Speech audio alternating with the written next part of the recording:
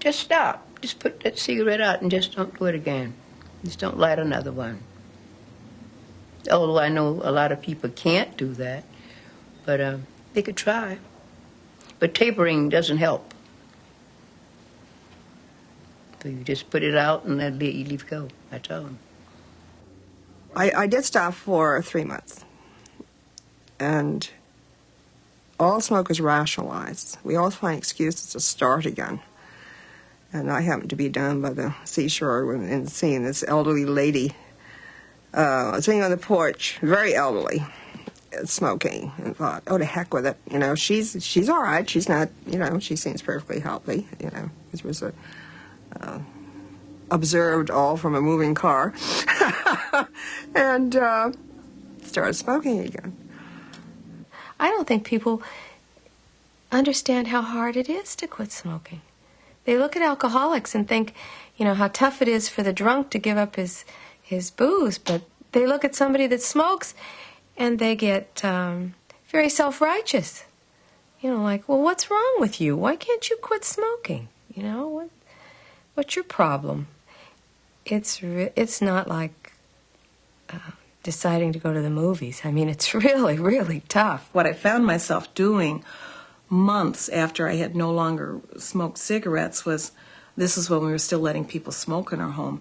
If a friend would toss a pack of cigarettes on the table, I'd be talking to them, and I'd have one shaken out, and I'd think, oh, where'd that come from? And have to stick it back in the pack. It wasn't the physiological addiction, it was the psychological addiction. It was just the trigger of seeing a pack of cigarettes laying there, and without even thinking about it, it was so subliminal. I'd just shake one out and have it in my fingers ready to light up.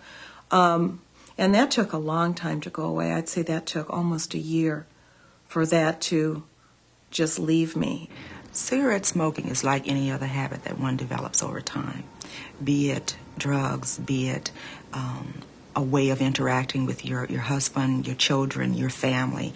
It's something that gets integrated into your life and into your personality, and your lifestyle becomes so much a part of it, and you become so absorbed in it that without it, it's almost like a loss. You have to think in terms of what you will do to replace what you're losing. You don't say, I'm never going to have another one. That's what I tried all the other times. You can't do that, because suddenly the cigarette's your friend, and it's almost like I've told my friend I'm never ever going to have him again. So I didn't say, I've quit smoking, I'm never going to have another one. I couldn't say that. I said, I'm not going to have one today.